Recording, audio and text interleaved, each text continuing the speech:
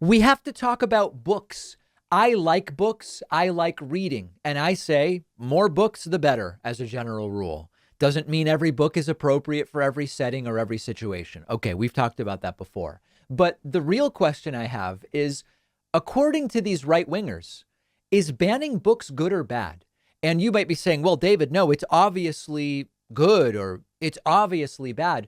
But it's really not so clear because we see both perspectives from this modern American book burning contingent that exists in the right.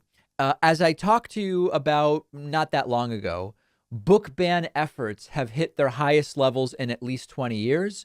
And it's the right, not the left, that's doing this. We looked at this article, must have been, when is this article even from? About a month ago. We did the story a couple weeks ago, three weeks ago or so, that book ban efforts led by the American right wing are at their highest level in 20 years. Now, what we mean by book bans differs in different situations. In some cases, what we're talking about is a movement by the right to ban a book from being used in school. Sometimes it's novels. Sometimes it's certain history books, etc. They're not necessarily calling for the books to not be published or for the books to be against the law, but they certainly want to cancel a teacher's ability to say, here's a book that I want to teach from.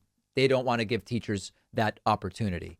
In other cases, it's confusion about what it even means, and we're going to get to that in a moment. But we know that the efforts to ban books are at multi-decade highs, led by the American right wing. So they must be in favor of the book bans, right?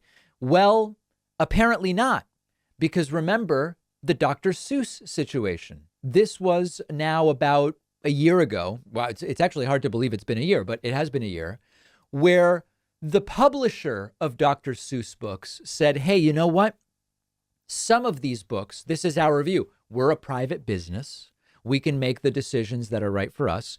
We believe that some of these Dr. Seuss books, they have elements that are not really sensitive to modern cultural sensitivities.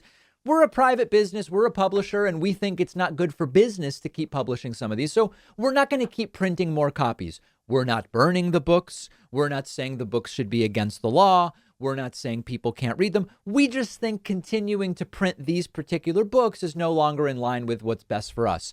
And the right went crazy saying, oh my God, the left is banning the books.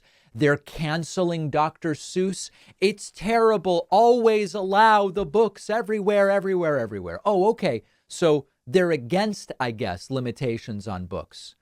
Except now, as we talked about yesterday, and as we've been talking about for several months, they seem fine banning books when it's books that they don't like. When it's history books that tell the real story, as far as we know at this time, of slavery, of racial discrimination, of all sorts of different aspects of history, all of a sudden, the very same right wingers who were saying they're canceling Dr. Seuss, they say, we got to get these books the hell out of here. We now are learning about this new effort in Florida to reject math textbooks because they contain so-called critical race theory, although Ron DeSantis and other Floridians have not been able to provide a single substantive example of where such critical race theory exists. So I guess the question of, is banning books good or bad? The answer is, well, I guess it depends on their mood. I guess it depends on which books. I guess it depends on who's doing it and why. And it's a very similar phenomenon with protests. If you're protesting police brutality, if you're protesting in favor of Black Lives Matter, if you're protesting in defense of George Floyd, well, then these protests are dangerous to law enforcement, and we've got to back the blue, and they're all violent and looting and all these different things. But if you're protesting against Joe Biden being the president and getting sworn in because he was elected on January 6th, well, then you're doing the right thing and you're being treated very unfairly by everybody. And what about back the blue because they beat up some cops? Oh, no, we don't care about that all of a sudden because they were protesting against the certification of the election. Oh, so I guess it's not really so simple. And the principle here is the one I've been telling you about now for years, which is they don't even really care about their own stated principles. They stake out apparent principles to justify the end results that they already want. If their principles all of a sudden would point to, actually, Black Lives Matter can protest, actually, you shouldn't ban these books, then they change their principles because their principles are no longer convenient to their pre-existing end goals. And this is the theme we've been following for years at this point in time. I don't think this is going to stop anytime soon.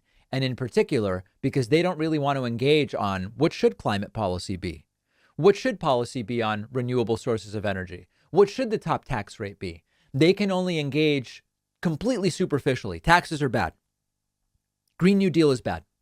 Because they are unwilling or unable to engage substantively on those issues, they're going to keep pushing this stuff, and it works. I don't want to be a broken record, but part of why Glenn Youngkin won the Virginia gubernatorial race is because this stuff works. I will ban teaching of critical race theory. Who's teaching it? Well, it doesn't matter. I will ban it. Wow, I'm going to vote for this guy. This stuff works. Let me know your thoughts. You can find me on Twitter at dpacman.